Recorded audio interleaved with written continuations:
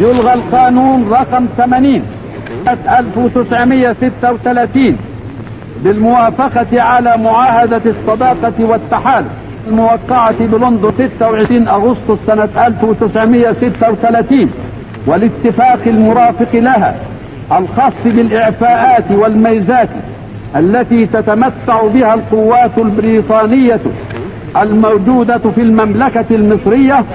في 25 يناير عام 52 استدعى القائد البريطاني ضابط الاتصال المصري وسلمه انذار بتسليم البوليس بالإسماعيلية سلاحهم للقوات البريطانية، لكن المحافظة رفضت الإنذار وبلغته كمان لوزير الداخلية فؤاد سراج الدين باشا وقتها، اللي أقر موقفهم وطالبهم بالصمود وعدم الاستسلام.